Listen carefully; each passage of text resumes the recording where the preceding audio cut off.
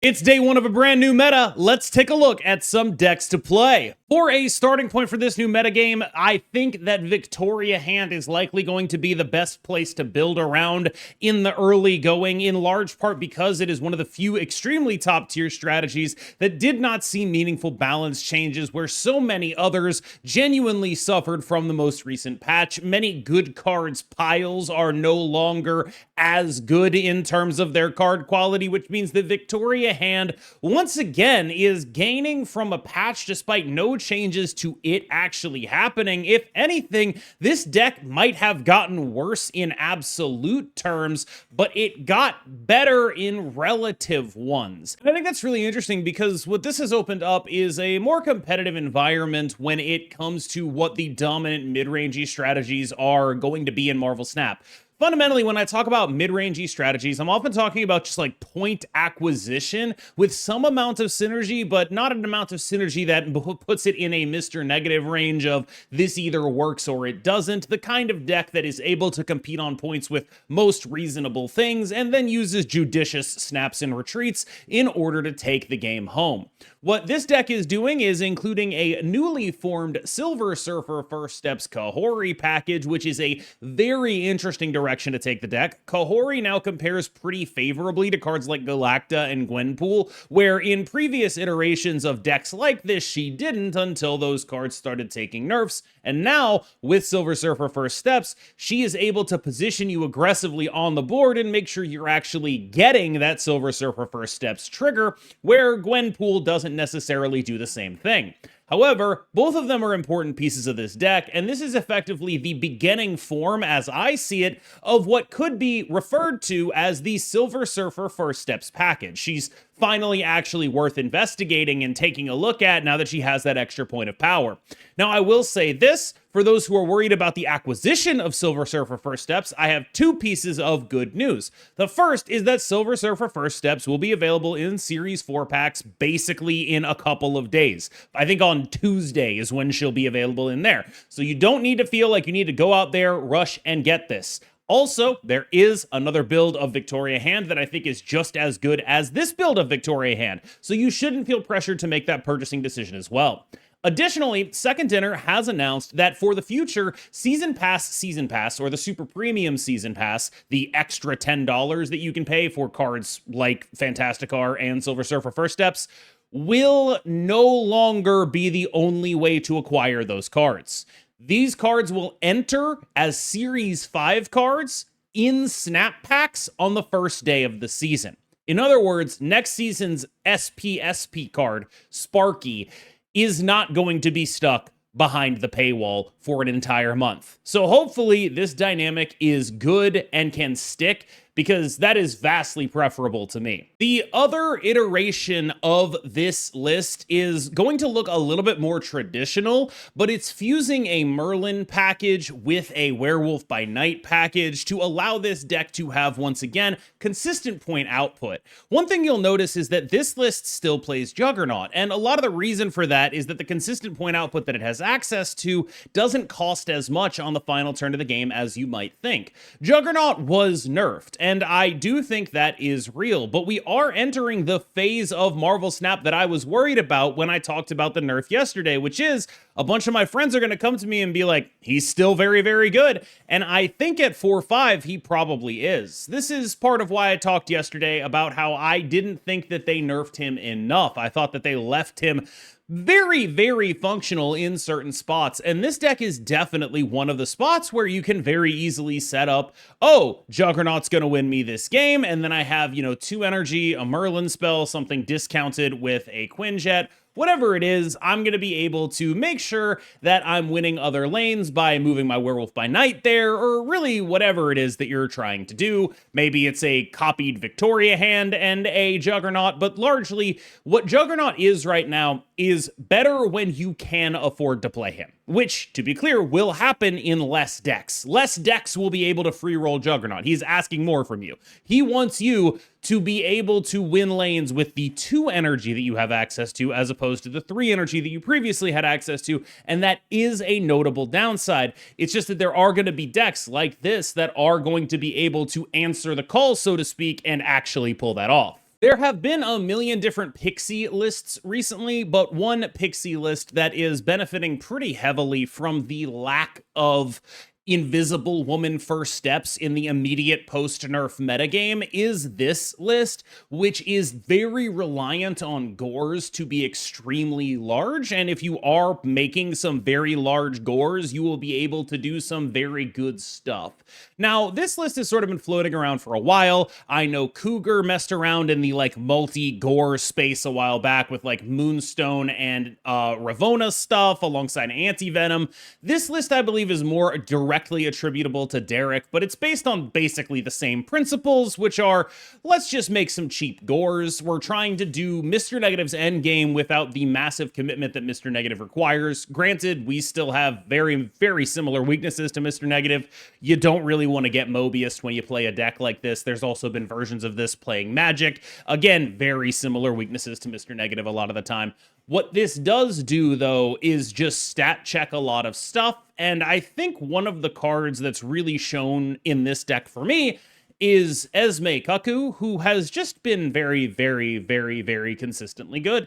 Like, this is just a great card that puts the fear of God in your opponent, and it should. I've played against this deck, and I have had to play around multiple gores on the final turn of the game, and that's really just a very difficult thing to actually do. And when Esme hits those kind of cards, you are basically always in with a puncher's chance to win the game. That is a very powerful card to bring to bear. Is she a generically applicable card? No, I don't really think so, but she is showing some real value here. Now, granted, Mobius kind of ruins this deck. There's really no way around that. Just takes it out back and does horrible things to it. But that is still not enough of a reason not to play it. By the same token, I actually think Mr. Negative is a pretty good choice right now. One of the things that has happened in the immediate aftermath of the patch is people are trying a lot of Nightmare decks. And I think I haven't seen one that's particularly compelling. There is a Nightmare deck on this list, but I think it's more of a novelty than like, wow, I actually think this is awesome. I could be wrong. I'm interested to see how it ends up shaking up. But what these decks do is very limited in terms of ceiling. They are counting in increments of 10, usually, like just playing some pretty big guys, and sometimes they'll get an effect that makes them count a little bit higher than that, but most of the time, unless you're getting, you know, Infinite Galactus, you're not going to approach the point output of a Mr. Negative deck. It requires some really specific Nightmare rolls for that to be a reasonable thing, and when Nightmare is a very popular deck, decks like Mr. Negative just basically have a free matchup whenever they decide to do the thing. So if Mr. Negative shows up to the game and does what it wants to do, unless you are rolling Star Brand Mobius, you're just kind of not really competing in a meaningful way. And so this deck gets to just pub stomp. It just gets to do a bunch of really powerful things in a metagame that is not playing the things that prevent that from happening. And I think that's a really reasonable case for early season or early meta Mr. Negative right now. The same argument applies here to day one discard, where people are playing a lot of an archetype that is not particularly incredible, a lot of an archetype that is very capped in terms of output, and a lot of an archetype that doesn't have meaningful ways to interact with your opponent. So if you want to beat that archetype, and a lot of people are playing it, like as far as I can tell, it's the most played deck in top 50% Infinite right now. I don't know how long that's going to last, but it is the context in which this list is being made. You just have to have a game plan that goes taller than their average game plan, and you're basically favored. That's what being favored means. Like, yes, sometimes you can get screwed by RNG. That is what happens in a card game, especially when you're playing against decks like that. But generally speaking, if you just have numbers that are bigger than their numbers, you're going to be in a pretty dominant position most of the time, and you're going to have to like guess at what it is that they're going to do to try to beat you, but you will be able to meaningfully do that because just having a lot of numbers is a very coherent and powerful game plan in my humble opinion. This is traditional discard. It's not the more finicky and arguably more powerful Dakin discard. It is the easy to play one because right now the stat checks that this deck has to pass are a little bit lower. And when the stat checks that this deck has to pass are lower, I find it useful to play the Khonshu version because if it can pass those stat checks, it can do so in a much more straightforward, easy to execute manner. where especially the discard version with the Bullseye and the Dakin can be very vulnerable to the card that just released, Cosmic Ghost Rider, although Dracula can be plenty vulnerable to that on its own. I do think that there is something to be said for simplicity. I think the decks are roughly at the same power level, and when we are not being asked to sort of match the massive output of pre-nerf Invisible Woman, I think it is much more reasonable to just say, I think these decks are pretty much the same in the context of the metagame that we're in. I don't need to go out of my way to get the massive Dakin output right now. It's a little bit overkill. So I'm just going to play some really big guys that aren't necessarily like the biggest guys of all time, but they are going to be bigger than most of the guys my opponents are playing. Remember, if all your opponents are playing 10s, you playing 12s is a really good place to be. If all your opponents are playing 30s, that's when you start needing the Dakin to get to 64.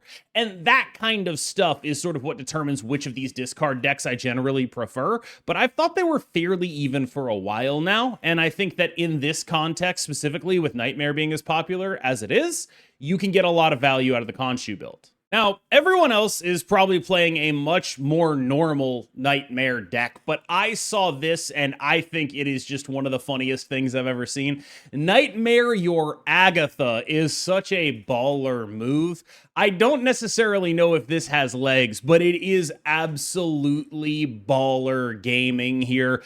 It feels like it's basically impossible to play around whatever it is this deck is doing. And I don't know what this deck is meaningfully doing on any given turn. It's just, oh, okay, so they redshifted their Agatha. Cool. Then they nightmared the card they randomly got. There's just so much crap to play around in this deck, and the baseline power output when it does work is very high, and the fact that you are more likely, because Agatha starts in your hand, to actually draw your Nightmare is kind of like a secret buff to this deck, because, okay, just having Agatha in hand to make sure the Nightmare happens is really, really, really, really cool. Like, that kind of stuff is very good. The fact that it's a turn 3 play and not a turn 2 play, so she can never mess it up for you, also really important because you have a lot of other 3s that you want to run in a deck like this. So if we were on old Agatha, this deck wouldn't work at all because it would just be playing all the wrong cards on 3. But with current Agatha, you can absolutely do it. I will say I'm a little bit sick of Agatha just showing up as a sort of deck thinning tool for this kind of stuff, but I do think this is a cool enough fusion of two archetypes that I am interested in trying it. I will say that a lot of people are playing a much more traditional version of this deck, and I think that much more traditional version of this deck, and you know the one I'm talking about, right? It's the fusion with Sauron. It's just, you know, Ebony Maw and the 10s and that kind of stuff. It's fine. I don't want to say that it's like bad or unplayable, but it's definitely the kind of thing that has a hard capped ceiling on it. And I think it's a lot easier to play against than a deck like this, which has a very much wider range of what the hell is going on here, and more consistently gets the Nightmare. Cerebro 3 losing Juggernaut is actually a very big blow to the deck, because Cerebro 3's use case was largely that it was able to play Juggernaut, Negasonic, Cosmo, good cards, and then also have the Cerebro game plan backing it up. Losing one of those cards is meaningful. It's not enough to make the deck unplayable, but it is enough to sort of cast it into the wilderness for 40 days while it figures out what the hell it's supposed to be. This iteration of it comes from Jay Walla. The use of Madam Web alongside Multiple Man and the newly 3-power Ghost Spider is an attempt at getting some extra points into this list. This is not new tech, but Ghost Spider as an addition to it is a new piece that is probably very reasonable here. This is Cerebro 3 accepting that Juggernaut no longer is a part of its game plan, realizing that it needs to just have an avenue to get more points onto the board. And Multiple Man stuff is an avenue to get a lot of points onto the board. There are very good numbers in this deck. Largely, though, the main gap between Cerebro 2 and Cerebro 3 is that Cerebro 2 has traditionally had the better force multipliers, while Cerebro 3 has traditionally had better card quality. And I think that that remains true, but now you see Cerebro 3 losing some of that card quality and having to move towards the force multiplier brute force strategy that has defined Cerebro 2. A pile of good stuff with Wiccan in it is probably never going to be that bad, and yes, there are some reasonable deck building contradictions here, like, why are we also a Gwenpool Silver Surfer First Steps deck? The answer is because we can be. And that is a very interesting spot to be in because I don't really think this deck is very good at being a Gwenpool Silver Surfer First Steps deck. Like, it's cool, but we have too many large guys to make those buffs feel meaningful. Where Gwenpool and SSFS have felt best to me are decks that are playing like good threes on the final turn of the game. It should not be lost on you, by the way, that this buff to SSFS was probably not possible before the Juggernaut nerf. This card going to 3/5, allowing for this like double Gwenpool kind of thing, that's the kind of thing that's insanely problematic when Juggernaut is at 3, because it allows you to play like, you know, the world's largest Sebastian Shaw, or just like really whatever gets a billion buffs, and then also the Juggernaut on the final turn of the game. It is much less problematic now, and it's also much less problematic here. And I've seen some other builds, like obviously Silver Surfer is trying stuff like this. Why wouldn't they, right? But Silver Surfer also lost Juggernaut, and that kind of hurts. It's only going to be able to be as good as its biggest numbers now. Now, granted, those numbers are very big. You have things like Captain Carter. You have things like, you know, Brood, of course. I do think that this general shell, such as it is likely not the best home for the Gwenpool Silver Surfer First. But I also think that there's such a limited cost to just chucking it in here that you're probably gonna see a lot of it elsewhere. Because if this is not a great shell for it, eventually we're gonna find the great shell for it. I mean, we talked about the first deck here. Like, there's definitely going to be something that does something strong with this, in my opinion. 3/5 Silver Surfer First Steps is very, very reasonable. Also, has anyone talked about how the fact that this card, Shalabal Silver Surfer First Steps, is basically the she sells she, you know, the tongue twister. You know what I'm talking about. I can't do it. I'm not going to try. I already tried. I completely buffed it. We're done here. All right, y'all. Thank you so much for watching. My general sense of this metagame is that it's a lot more synergy or combo driven than the previous one was, and I think that makes sense. We just lost a lot of the sort of mid-range police deck that was keeping a lot of that stuff down. So I'm really interested to see what ends up happening with a metagame like this, especially with the release of Viv Vision and Sparky in a couple of days. Those are really interesting cards. I'm going to have a review of them up fairly soon, so keep your eyes peeled for that. It should go live the day of the new season, but those are cards that also scream out to be synergy decks, right? Like synergy stacking points decks, move bounce type stuff, or various synergies with being buffed. There's some really cool stuff coming, and I think this is a very good metagame for it to enter into because a lot of similar stuff is performing quite well right now. As always, I've been KMBest. You've been phenomenal. I will see you in the next one, and she sells seashells by the seashore.